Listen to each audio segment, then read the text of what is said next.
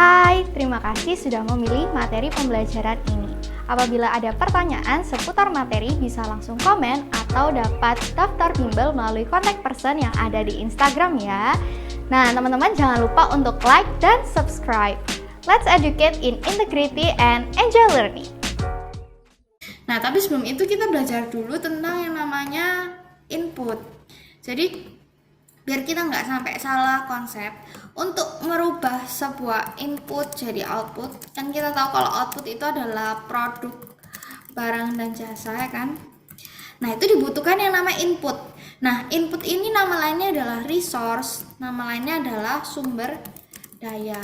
Nama lainnya juga adalah faktor produksi.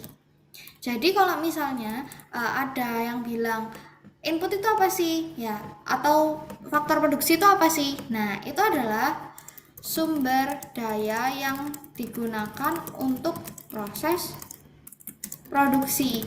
Kayak gitu. Jadi faktor produksi, input, resource, sumber daya itu sama semua. Intinya adalah yaitu tadi, apa sih yang digunakan buat kita, misalnya kita mau buat kue, otomatis kue ini jadi outputnya kan. Nah, inputnya itu apa sih? Nah, inputnya misalnya tenaga kerja, kita butuh bakernya, terus kita butuh peralatannya kayak oven-ovennya, ya kan? Nah, itu namanya input. Nah, input itu terdiri dari 4. Input terdiri dari 4.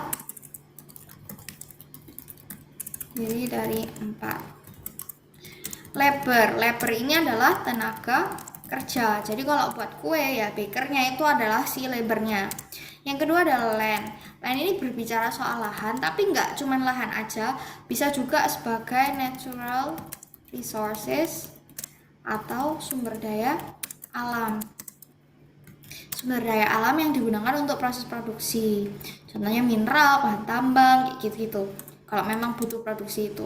Yang ketiga itu adalah capital. Capital itu capital goods atau biasa disebut sebagai barang modal. Barang modal itu apa sih? Ini kita bukan bicara soal capital modal uang ya, kita bicara soal barang modal. Jadi yang berupa barang itu apa? Peralatan dan mesin-mesin. Oke. Nah, yang keempat, yang terakhir itu entrepreneurial ability. Jadi kemampuan buat mengombinasi tenaga kerja, lahan, dan juga peralatan-peralatan itu biar bisa berinovasi. Nah, itu kemampuan kewirausahaan. Nah, kalau jujur kalau soal yang entrepreneurial ability atau kewirausahaan ini kan sifatnya subjektif. Nah, nanti kita kan lebih banyak bahas tentang labor, land, dan juga capital. Oke? Oke, jadi balik lagi ke pasar faktor produksi. Nah, di pasar faktor produksi otomatis yang dijual apa? Yaitu tadi labor, land, capital, entrepreneurship. Nah, di sisi ini siapa yang bagian demand atau bagian minta? Yang bagian minta adalah perusahaan. Kok bisa? Setuju ya kalau misalnya perusahaan itu kalau misalkan mau produksi butuh tenaga kerja, ya kan? Atau perusahaan butuh lahan pabrik buat perusahaan sewa, buat perusahaan melakukan operasional perusahaan, ya kan? Nah, maka dari itu demandernya kalau di pasar faktor produksi itu perusahaan, sedangkan suppliernya itu dari sisi rumah tangga konsumen, dari kita-kita. Misalkan papa mama kita bekerja, berarti kan istilahnya papa mama kita memberikan jasa. Nah, itu namanya menawarkan dari segi labor. Atau misalkan kita punya lahan yang mau kita sewakan ke perusahaan buat mereka produksi. Nah, itu kan kita sewakan land. Nah, kita menawarkan atau supply landnya kita buat si perusahaan itu. Nah, nanti imbal jasanya perusahaan, nih, kos pembayaran balas jasa faktor produksi, perusahaan kan pasti bayar dalam bentuk apa? Gaji. Otomatis kalau kita kerja kita digaji kan. Nah, bagi rumah tangga konsumen, bagi kita itu sebagai income, sebagai pendapatan kita, pendapatan gaji, pendapatan bunga kah, pendapatan sewa kah, kayak gitu. Nah, jadi hari ini kita mau fokus ke yang ini. Gitu. Kita udah mau fokus ke bagian yang atas, yang pasar faktor produksi. Oke. Nah, sebelum itu ada beberapa konsep terkait sama input demand. Nah, yang pertama itu harus dipahami kalau misalnya input demand is a derived demand. Permintaan terhadap faktor produksi itu merupakan permintaan terhadap produk. Maksudnya gimana? Ada 2 konsep artinya. Yang pertama, dia disebut turunan karena apa? Karena input tidak secara langsung memenuhi kebutuhan konsumen, melainkan memenuhi kebutuhan konsumen melalui output yang dihasilkan. Jadi, misalkan oven itu kan nggak secara langsung memenuhi kebutuhan kita kan. Kalau misalkan kita ini sebentar, sorry ya, izin minum dulu.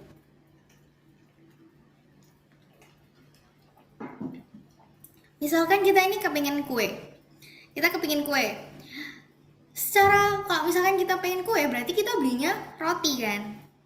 Nah, mungkin kita ngerasa kalau buat apa oven, akan butuh kuenya bukan butuh ovennya. Tapi secara nggak langsung oven itu digunakan buat ngebuat atau memproduksi kue itu yang kita konsumsi. Jadi secara nggak langsung input itu membantu untuk menghasilkan produk yang akan kita nikmati. Jadi nggak secara langsung memenuhi kebutuhan konsumen, tapi lewat produk yang dihasilkan. Makanya disebut turunan. Nah, yang kedua adalah ketika permintaan terhadap output meningkat, maka juga akan meningkatkan permintaan terhadap input. Setuju ya? Kalau misalkan kita pakai kasus gampang aja, kasus roti dari awal sampai akhir biar gampang. Kalau misalkan roti itu semakin enak dan semakin diminati oleh semua orang, otomatis kita butuh koki atau baker yang lebih banyak kan? Karena apa? Misalnya sehari orderannya 1000 piece kayak gitu kan, nggak mungkin kan 1000 cake, nggak mungkin kan kita satu orang yang ngerjain kan, kita juga terbatas sebagai satu orang itu, makanya butuh labor lebih banyak kan. Nah, butuh labor lebih banyak itu menandakan butuh lebih banyak input. Sebaliknya, kalau misalkan permintaan outputnya menurun, ya maka juga menurunkan permintaan terhadap inputnya gitu. Pada dasarnya mereka itu berhubungan satu sama lain. Itu yang pertama, input demand is a derived demand. Yang kedua, permintaan terhadap faktor produksi akan bergantung pada produktivitas dan juga nilai dari pasar dan jasa yang diproduksi. Jadi kalau misalkan produktivitas tinggi, itu permintaan terhadap input tinggi. Lalu kalau misalkan nilai pasar dari barang dan jasa yang diproduksi, misalkan harga pasarnya tinggi, nilai pasarnya tinggi, maka akan meningkatkan permintaan terhadap input. Setuju ya? Kalau misalkan kita jadi perusahaan nih, posisikan kita sebagai perusahaan, kita lihat, oh barang yang kita produksi ini harganya mahal, otomatis kita kepengen kan produksi barang itu. Nah, kita butuh inputnya kan. Maka dari itu, kenapa kalau harga pasarnya tinggi, inputnya pun permintaannya juga kan tinggi. Ini berlaku sebaliknya ya, produktivitas rendah, permintaan terhadap input rendah. Nah, yang ketiga yang perlu tahu di konsep ini, input demand, itu ada konsep yang namanya the law of diminishing return. Jadi jangan sampai dilupain. Kalau misalkan lupa, nggak apa-apa. Apa itu the law of diminishing return? Konsepnya adalah penambahan penggunaan faktor produksi awalnya memberikan marginal produk yang besar hingga mencapai titik tertentu MP akan turun. Nah, pertama pahami dulu tentang konsep marginal product. Marginal produk itu apa? Marginal itu artinya tambahan. Produk itu apa ya? Produk. Tambahan produk yang dihasilkan ketika kita menambah satu unit input. Jadi, the law of diminishing return itu maknanya gimana sih? Ketika kita menambah input, awalnya tambahan produk naik, lama-lama tambahan produknya turun. Contohnya karena sudah tidak efisien lagi gitu. Gimana bentuknya? Gini, inputnya baker, outputnya total produknya kue, total produknya. Jadi kalau misalkan ada 0 baker, kuenya berapa? Otomatis 0 kan? 1 baker, kuenya berapa? Misalkan kuenya yang dihasilkan 3. Lalu nambah lagi 1 baker, jadi 2. Outputnya berapa? Outputnya jadi 7. Nambah lagi misalnya 3. Terus jadi 9. Nambah lagi baker, total produk atau total kue yang dihasilkan sisa 10. Nah, sekarang pahami konsep dari MP itu gimana sih? Nah, konsep dari MP itu kayak gini.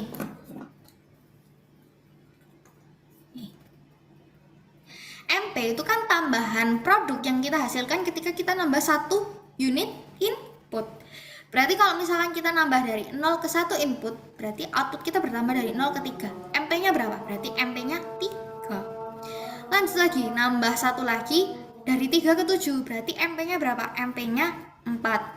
Nambah lagi, berarti MP-nya 2. Nambah lagi, berarti MP-nya adalah dari 9 ke 10, 1. Nah, yang perlu diperhatikan, ini gini, semakin bertambahnya input atau faktor produksi, MP itu awalnya naik, setelah itu turun. Gini, dari 3 ke 4, ini kan ngalamin MP naik.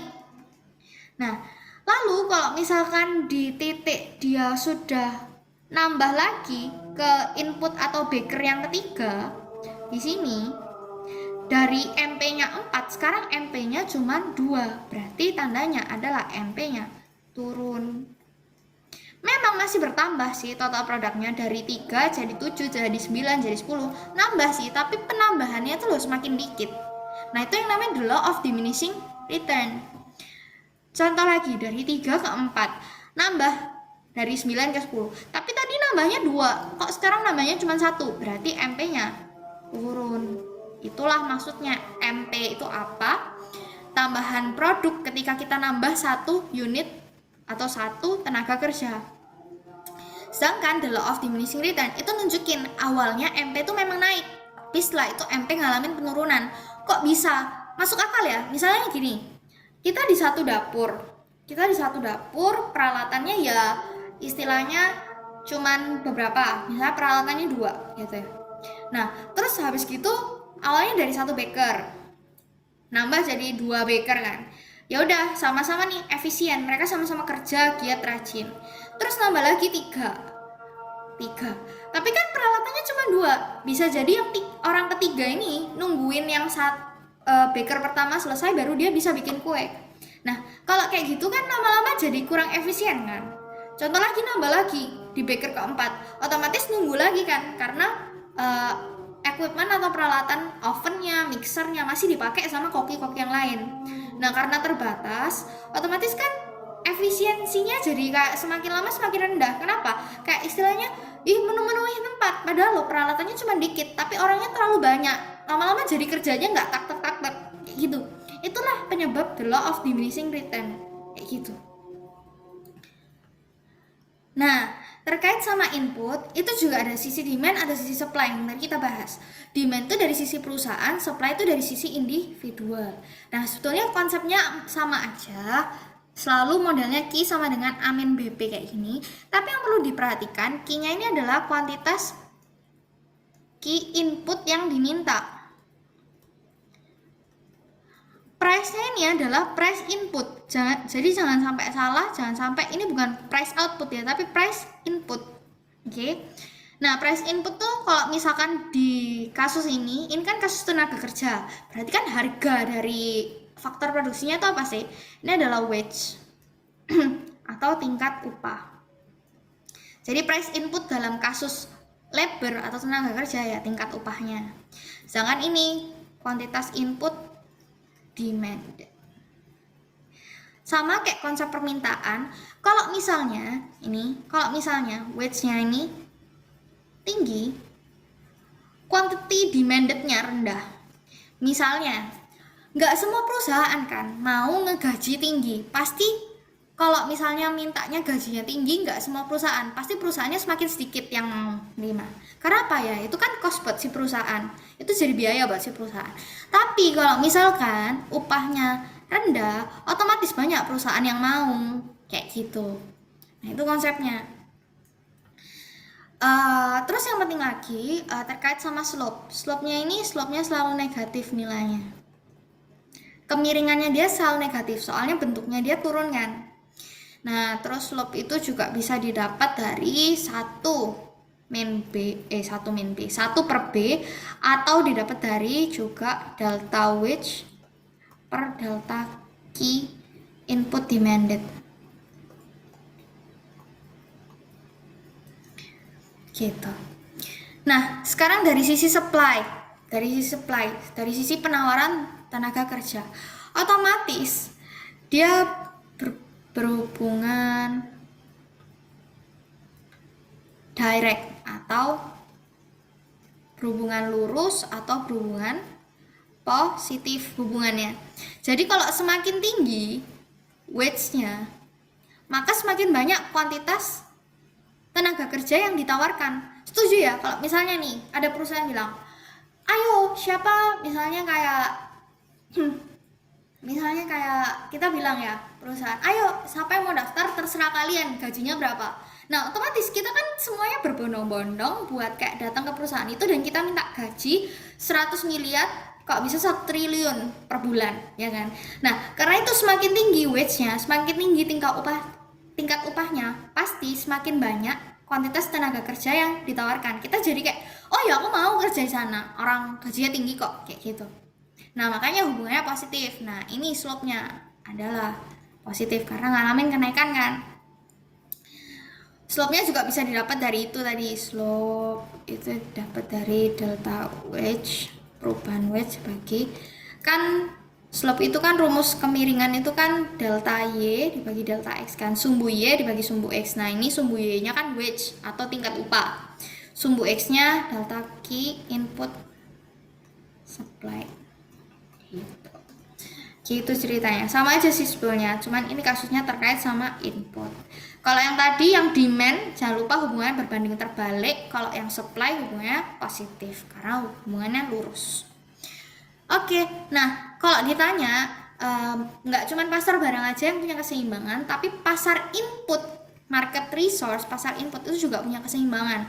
Waktu apa? Waktu supply sama demand-nya bertemu. Nah, nanti dapatlah wage equilibrium atau tingkat upah keseimbangan. Jadi ini tingkat upah keseimbangan yang terbentuk di pasar. Rata-rata gajinya itu segini loh. Nah, itu namanya market resource equilibrium. Nah, ini adalah QE, quantity equilibrium, jumlah tenaga kerja yang disupply sama jumlah tenaga kerja yang diminta itu sama, QE sama dengan QD. Gitu. Sama aja kan sebetulnya konsepnya, tapi ini soal input. Nah, yang penting itu konsep MRP sama dengan MRC. Ingat ya kalau konsep product market kemarin kan MR sama dengan MC itu konsep yang paling penting. Tapi kali ini kalau misalkan di input atau resource market, kita udah bicara market, itu MRP sama dengan MRC, itu konsep yang paling penting. Konsepnya mirip, tapi aku highlight dulu ya. Jauh sekali. Nah, ini MRP sama dengan MRC, itu yang paling penting. Jadi perusahaan akan, kalau ditanya perusahaan akan rekrut sampai titik mana, perusahaan akan hire tenaga kerja sampai titik mana, jawabannya waktu MRP sama dengan MRC itu sudah titik keseimbangan dan titik paling menguntungkan buat si perusahaan. Nah, makanya dia bilang rekrutlah karyawan selama MRP lebih besar daripada MRC sampai pada titik optimum MRP sama dengan MRC. Sekarang pertanyaan baru, sebetulnya MRP itu apa sih? Nah, MRP itu adalah tambahan pendapatan setiap merekrut satu tenaga kerja, berbeda dengan MR. Konsepnya gimana? Konsepnya kayak gini. Kalau mau meningkatkan satu unit input, berapa tambahan pendapatan yang dihasilkan? Jadi ketika meningkatkan satu unit input, ketika kita tambah satu baker, dia kan pasti produksi ya kan. Cake yang dia jual itu ngehasilin pendapatan berapa sih buat aku? Itu namanya MRP. Waktu aku meningkatkan satu unit input, contohnya satu unit tenaga kerja. Nah, bedanya sama MR itu apa? Kalau MR itu adalah tambahan pendapatan ketika meningkatkan satu unit output. Beda. Kalau MR itu ketika kita produksi satu produk tambahan, itu kok dijual nilainya berapa sih? Gitu. Satu unit output itu kasih aku tambahan pendapatan berapa? Itu marginal revenue yang bawah. Tapi kalau marginal revenue product, oh ya ini belum terasa. Marginal revenue product itu adalah namanya marginal tambahan revenue, tambahan pendapatan, ya kan? Berarti marginal revenue product atau MRP itu adalah tambahan pendapatan ketika aku menambah satu unit input. Jadi bedanya di sini. Kalau MRP itu waktu nambah satu unit input, kalau MR itu nambah satu unit output. Waktu MRP itu ketika aku nambah satu baker, itu aku dapat tambahan pendapatan berapa sih? Itu MRP yang kita bahas sekarang. Waktu kita nambah tenaga kerja, waktu kita nambah mesin, kayak gitu. Nah, jadi rumusnya gimana kalau MRP? Kita bahas yang kanan dulu ya. Kita bahas yang kanan dulu. Gimana rumusnya MRP? Otomatis perubahan total revenue dibagi sama perubahan input. Ya kan? Kok bisa? Iya dong, kan kita mau lihat kira-kira waktu kita nambah satu input itu tambahan pendapatan kita berubah seberapa besar sih? Kayak gitu. Nah, MRP itu juga kadang DTR per DI kayak gini. Jadi kalau misalnya nih ada total revenue, terus habis gitu 3i kuadrat plus 2i minus 2 kayak gini. Nah, i-nya ini input ya, bisa jadikan 3x kuadrat tambah 2x minus 2. Tapi x-nya ini artinya input. Itu juga bisa. Nah, cari MRP itu diturunin aja. Berarti gimana? 2 dikalikan kecilan kah? 2 dikalikan 3, berarti kan ini kalau diturunin MRP sama dengan 2 dikalikan 3 dikalikan X pangkat 1 ditambah 2 dikalikan X pangkat 0 kan.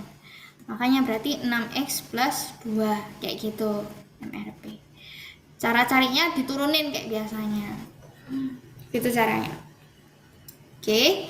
Nah, lalu yang perlu diperhatikan juga kalau dalam perfect competition di product market, jadi kalau misalnya ini barangnya, produknya dijual di pasar persaingan sempurna, kalau barang kita dijual di pasar persaingan sempurna, ingat nggak kalau misalkan harga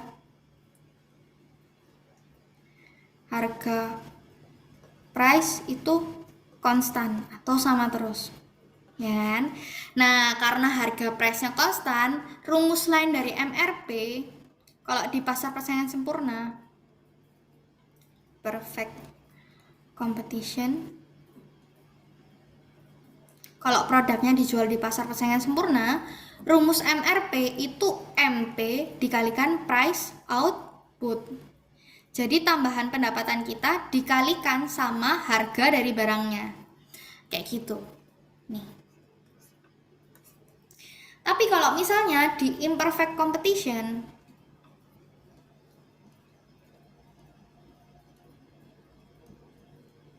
itu MRP didapat dari selisih TR ketika menambah satu unit input.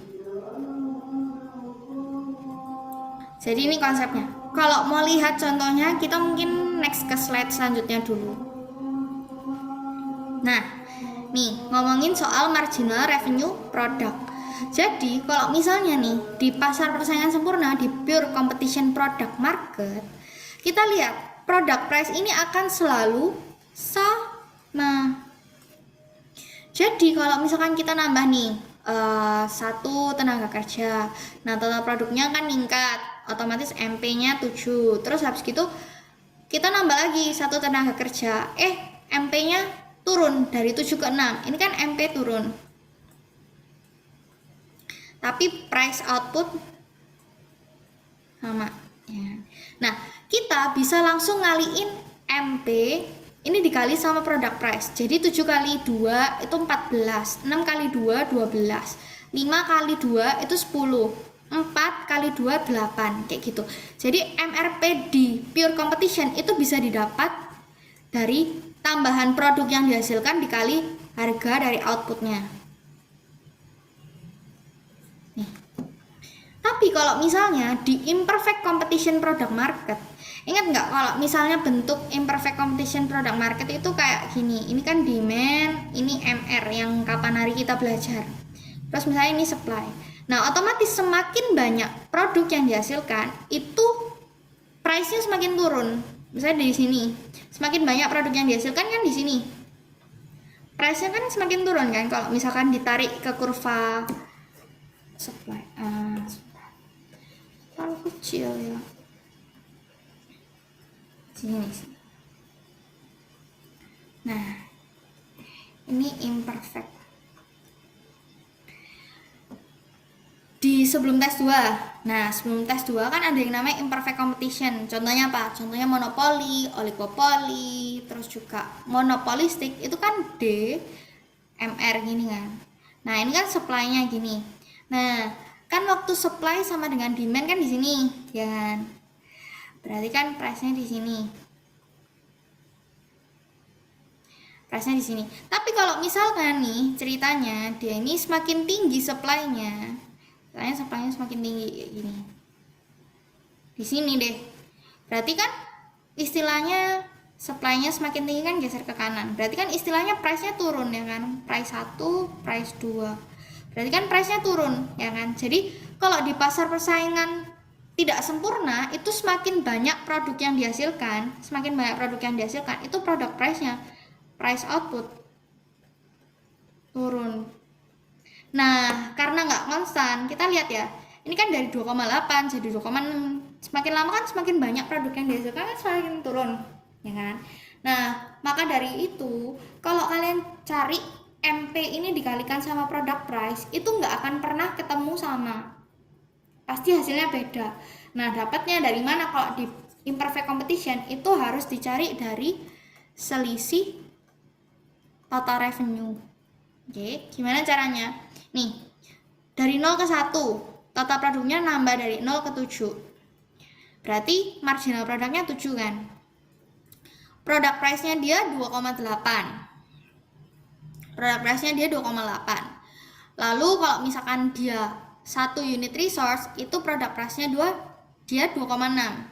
Berarti total revenue-nya berapa? Total revenue-nya didapat dari 7 total produk dikalikan 2,6 product price-nya. Mungkin aku hapus ini. Nih, yang aku lingkari. 7 dikalikan 2,6. Dapatlah 18,2. Jadi dapat total revenue ya kan. 13 dikalikan price yang baru 2,4. 13 kali 2,4 dapatlah 31,2 ya kan. Kok silang? Dapatlah 31,2. 31,2 lagi 18 kali 2,2 dapatlah 39,6 ya kan. Nah ini dapat total revenue baru bisa dicari selisihnya. Nah selisihnya ini yang disebut MRP. 0 ke 18,2 selisihnya berapa? 18,2. 18,2 ke 31,2 selisihnya berapa sih? Selisihnya 13. 31,2 ke 39,6 selisihnya 8,4. Nah itu baru bisa dicari MRP-nya. Jadi kalau di imperfect competition, cara cari MRP itu dengan cara selisih TR ketika nambah satu input, ketika nambah satu input. Tapi kalau misalkan yang atas bisa langsung marginal product dikalikan price output. Nih, bisa gampang kayak gitu. Itulah maksudnya. Nah, selanjutnya, ini kan MRP, tadi udah kita bahas. MRP konsepnya tambahan pendapatan ketika kita nambah satu unit input. Sekarang MRC, marginal resource cost. Marginal artinya tambahan, resource cost artinya adalah biaya sumber daya. Ya kan, berarti artinya MRC adalah biaya tambahan setiap kita merekrut satu tenaga kerja baru. Atau dalam kata lain, MRC adalah tambahan biaya ketika kita menambah satu unit input. Sekarang bedanya apa sama MC? MC adalah tambahan biaya ketika kita memproduksi satu output tambahan. Beda. Kalau MC kita mau tambah satu barang, kita produksi satu barang lagi, itu biayanya berapa sih? Nah, itu namanya marginal cost. Kalau marginal resource cost atau yang atas yang kita bahas sekarang ini, kita mau nambah satu tenaga kerja. Nah, karena kita mau nambah satu tenaga kerja, biaya untuk satu tenaga kerja ini berapa sih yang harus kita keluarkan? Beda ya, orientasinya dari segi inputnya. Tanda ini. Input beda di input sama di output. Nah, maka dari itu rumusnya adalah MRC itu adalah perubahan total cost dibagi dengan perubahan input. Untuk kita lihat perubahan total cost ketika kita nambah satu input. Nah, dia cerita dalam Perfect Competition Labor Market, ini tentang wage determination yang minggu depan kita pelajari, itu di pasar persaingan sempurna tapi versi input market. Jadi input market itu juga ada yang namanya pasar persaingan sempurna. Nah, itu konsepnya adalah banyak perusahaan yang rekrut, tapi di sisi lain sangat banyak juga pelamar.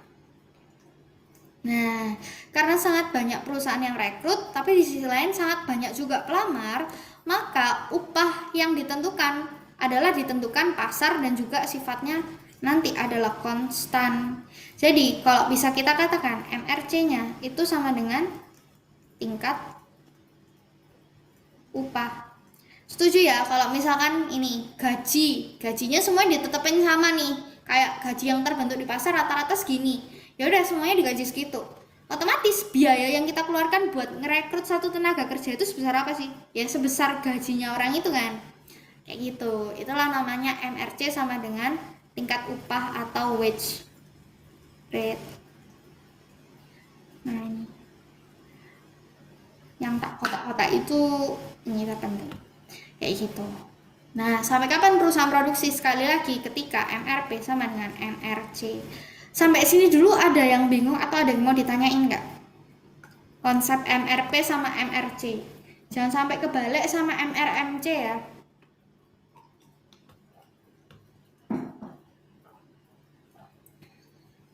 Atau boleh minta reactionnya dong kalau misalkan masih aman. Oke, thank you Celine. Thank you Jesslyn. Thank you Charlene. Patricia gimana?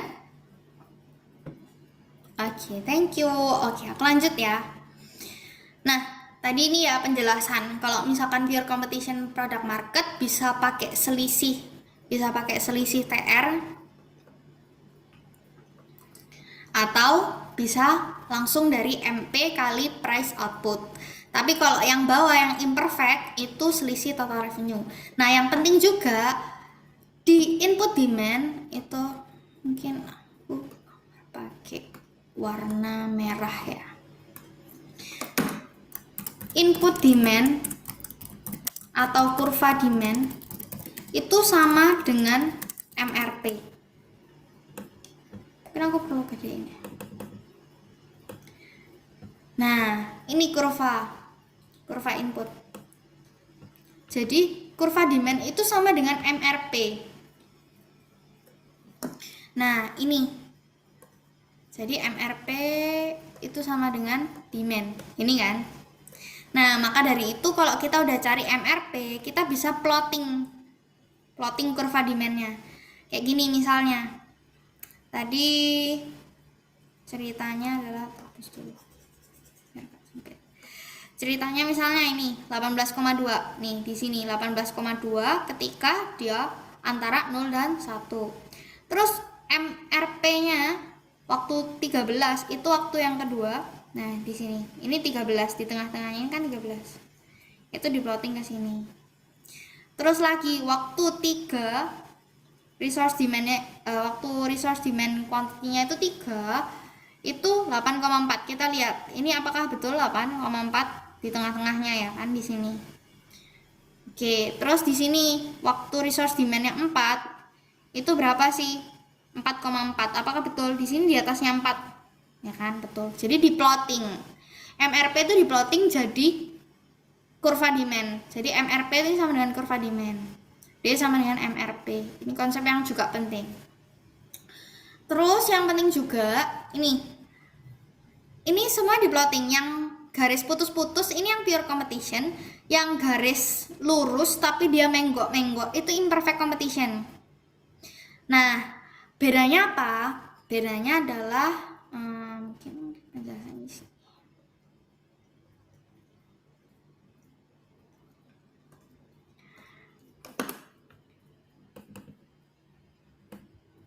Maaf ya, nggak rapi. Di pasar persaingan sempurna itu sifatnya lebih elastis, dalam artian dia lebih landai kan, yang putus mungkin begini ya.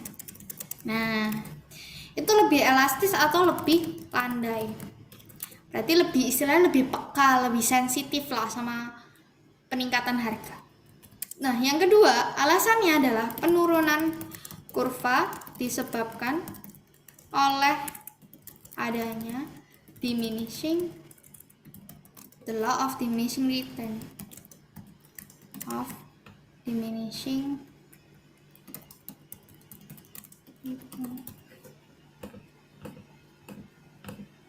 kok 2 kali. Nah, dia kurvanya turun itu karena ada the law of diminishing return. Makanya MRP-nya lama-lama turun, tambahan pendapatannya lama-lama turun. Soalnya apa? Soalnya MP-nya sendiri kan turun. Ingat ya, tadi kan kalau misalkan inputnya banyak, MP-nya kan turun, ya kan? Marginal produknya kan makin lama makin turun. Nah, kalau MP turun berarti kan MRP turun. Nah, itulah yang menyebabkan kurva demand-nya dia itu turun ke bawah. Nah, sekarang penjelasan yang selanjutnya di atas. Kalau misalnya dia itu imperfect competition, itu dia sifatnya lebih inelastis, lebih tegak. Kelihatan ya kalau misalnya yang menggok-menggok itu sebetulnya lebih tegak meskipun dia menggok-menggok. Nah, berarti dia lebih nggak peka sama perubahan harga. Nah, yang kedua, price. Kurva turun disebabkan oleh 2 hal. Karena the law of diminishing return, dan yang kedua adalah karena price outputnya menurun seiring dengan bertambahan input. Nah, karena ini price-nya makin lama makin turun juga, makanya dia makin turunnya makin curam gitu. Itu terkait sama marginal revenue product. Jadi kalau ditanya MRP itu kurvanya yang mana sih? Sama kayak kurva demand-nya input. Oke, siap, thank you. Oke, lanjut ke combining resources. Nah, namanya kombinasi resources atau kombinasi sumber daya. Berarti sumber dayanya kali ini kita bicara nggak cuma satu, tapi lebih dari satu. Bisa jadi antara tenaga kerja sama mesin, kayak gitu. Nah, kebanyakan kita bakal bahas terkait ini. Kalau robot itu kan terkait sama capital, ya kan, kayak mesin, peralatan. Kalau workers ini kita bicara soal labor. Jadi kalau misalkan ada mesin, ada tenaga kerja, kita harus mempekerjakan berapa tenaga kerja dan kita harus punya berapa mesin sih. Nah, ini kita bicara soal combining resources. Nah, ada 2 rules. Yang pertama least cost rule. Ini nanti dia akan mencapai biaya yang paling minimal. Yang kedua, ada yang namanya profit maximizing atau memaksimalkan profit. Jadi kita bahas dulu satu per satu. Oke? Kita bahas dulu yang pertama, least cost rule. Nah, kalau misalkan least cost rule itu adalah dia bahas yang biayanya paling minim tuh berapa sih? Kayak gitu kan. Nah, rumusnya adalah MP per P. Nah, Tapi ini kita bicara soal ini, marginal produk dibagi sama price X. Nah, price X ini adalah price input ya. Price Y ini price input Y. Nah, sedangkan MPX ini adalah marginal product input X. Misalkan kasus ini adalah robot. Kalau yang worker ini berarti dia yang Y, kayak gitu. Marginal product, tambahan produk yang dihasilkan. Ini itu gimana sih konsepnya? Ini kan least cost rule. Ini adalah menentukan biaya minimum untuk output tertentu. Nah, konsep rumusnya kan gini, MP per P sama dengan MP per P. Kita coba deh, lihat langsung contohnya aja.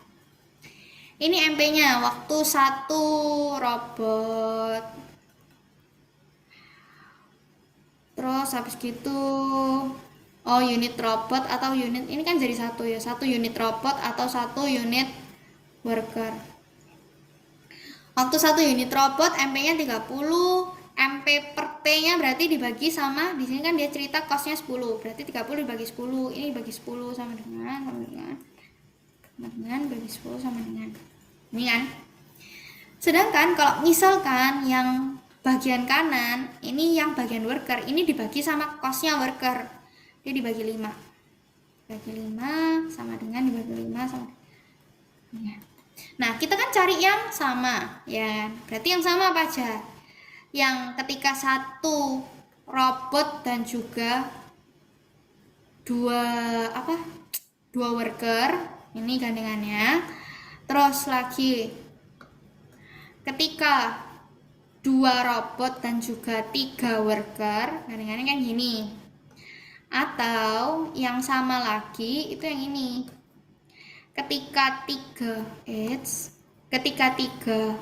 robot dan 1 worker, ini kan tuh yang sama.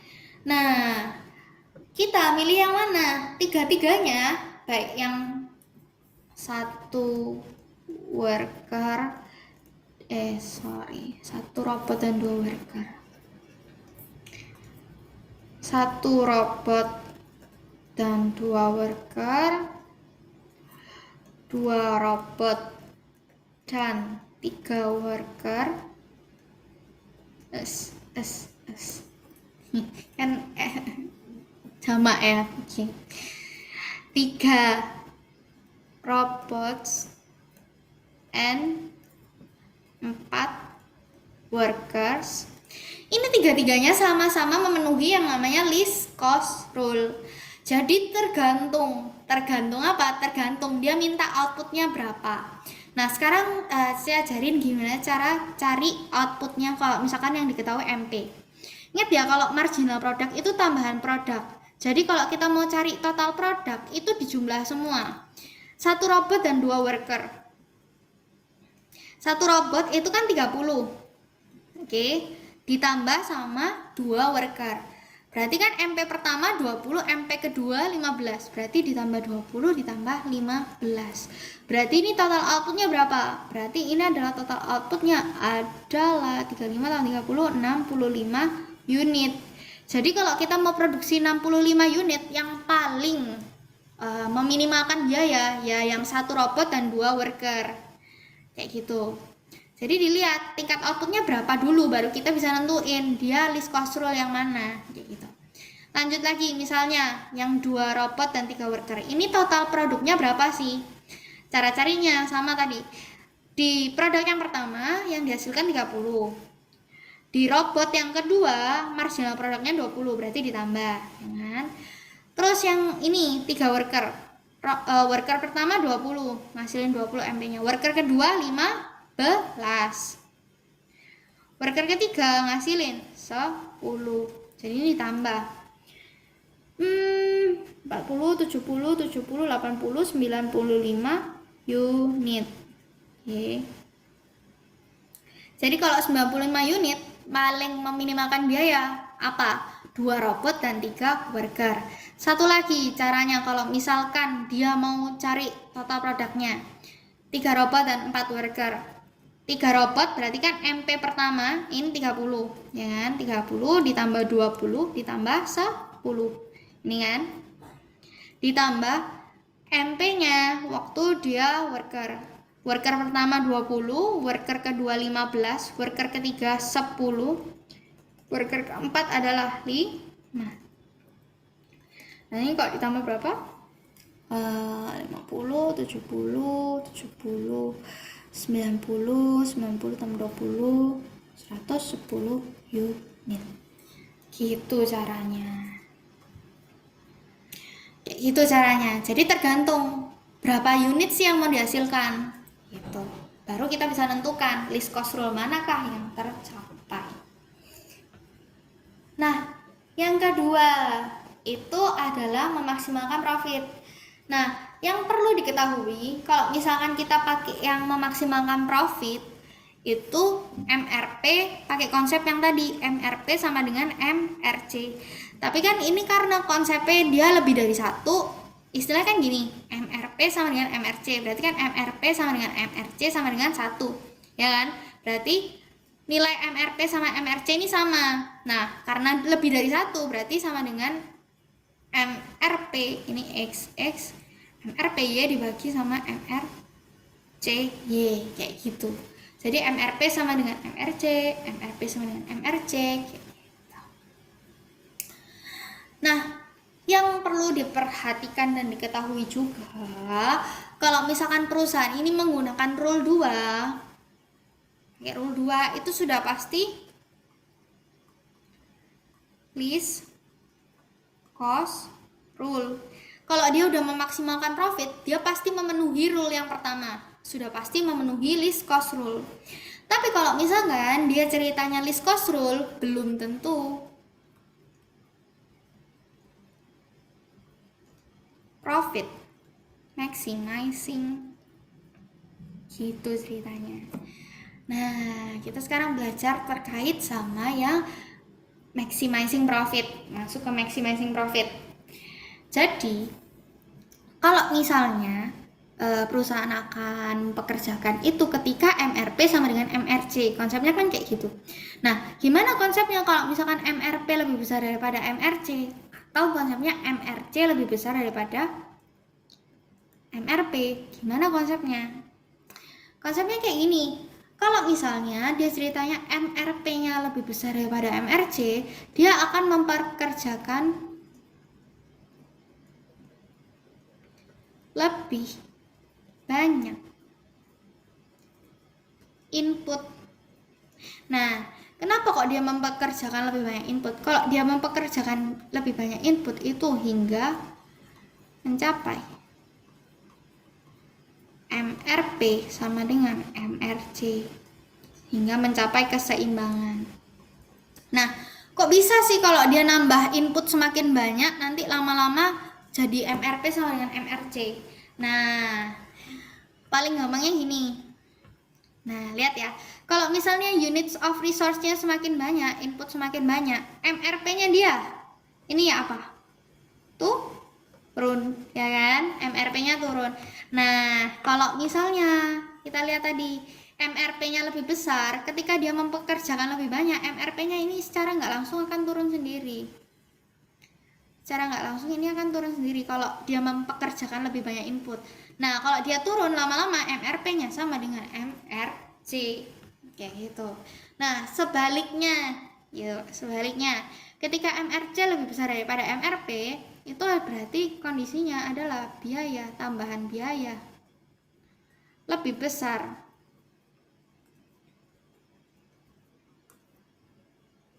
dibandingkan dengan tambahan pendapatan. MRC kan tambahan biaya waktu nambah 1 unit input. MRP kan tambahan pendapatan ketika kita nambah 1 tenaga kerja, ya kan? Kalau lebih besar biaya daripada pendapatan berarti kan rugi. Maka dari itu perusahaan mengurangi input. Nah, kalau misalkan dia mengurangi input, itu adalah kondisinya hingga MRP sama dengan MRC. Kalau mengurangi input, MRP-nya kan naik, ya kan? Cara nggak langsung MRP naik, nanti lama-lama MRP sama dengan MRC. Ini penting, tapi nggak usah mikir sampai jauh gitu. Kayak kalau inputnya turun MRP naik dan sebagainya. Simple aja kayak gini. MRP lebih besar daripada MRC, berarti kan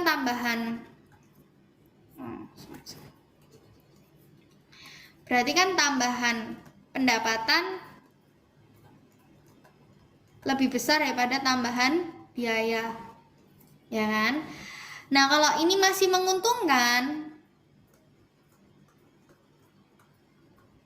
maka dari itu perusahaan akan nambah input. Sebaliknya, ini kan konsep yang pertama. Sampai nggak save. Nah, yang atas tadi kan konsep yang pertama. Sebaliknya, kalau yang bawah, kalau MRC lebih besar daripada MRP, ya lihat aja, oh ya tambahan biaya lebih besar dari pendapatan rugi, ya udah nggak usah lah, ngapain aku mempekerjakan tambahan tenaga kerja kalau jatuhnya malah istilahnya rugi, ya tak kurangi aja inputku gitu. Seperti itu konsep MRP sama dengan MRC. Nah, kita lihat sekarang. Asumsikan kalau misalkan MRP dari last worker hired is berarti MRPL di warna mungkin ya.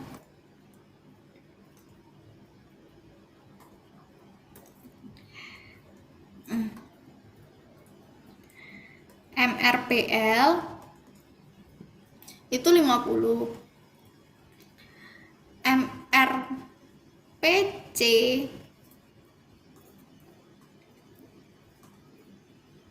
MRPC itu 300. Nah, dia bilang kalau misalkan MRC worker itu ceritanya dia adalah 100, sedangkan kalau misalnya MRC capitalnya dia adalah 100 juga. Apa yang dilakukan sama kedua hal ini?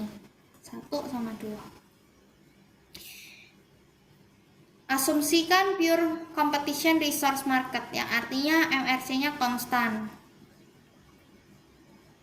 Jadi nggak berubah MRC-nya. Nah, apa yang harus dilakukan sama perusahaan? Nah, mungkin kita boleh minum dulu, tak kasih waktu 1 menit, nanti kita jawab, oke? Selamat minum air, sambil dipikirin, boleh.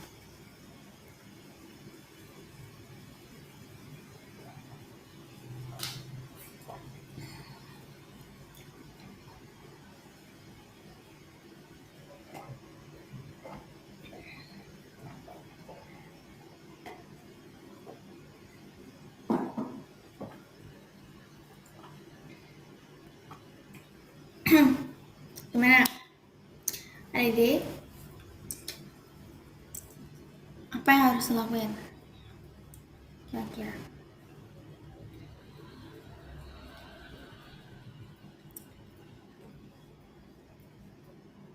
Kalau misalnya yang pertama MRP-nya 50, MRC-nya 100. Kita jawab dulu yang pertama ya. Berarti kasusnya MRC lebih besar daripada MRP. Yang dilakukan adalah mengurangi labor dan mengurangi worker hingga apa? Hingga MRP sama dengan MRC. Jadi karena konstan hingga MRP sama dengan MRC ini, hingga MRP-nya naik jadi 100 sama dengan MRC-nya sama dengan 100. Nah, yang kedua sekarang MRP-nya 300, MRC-nya 100. Berarti kan konsepnya MRP lebih besar daripada MRC, ya kan? Menguntungkankah buat perusahaan? Menguntungkan dong, karena kan tambahan biaya lebih menguntungkan. Tambahan biaya lebih rendah dari tambahan pendapatan. Jadi tambahan pendapatan kita jauh lebih besar dari tambahan pendapatan jadi lebih besar daripada biayanya. Untung kan? Kalau gitu perusahaan mau dong tambah input lagi. Berarti tambah input hingga MRP sama dengan MRC. Nah, kalau misalkan inputnya ditambah, MRP-nya itu lama-lama turun dari 300 jadi 100 gitu sampai keseimbangan. Pokoknya keseimbangan itu ketika MRP sama dengan MRC.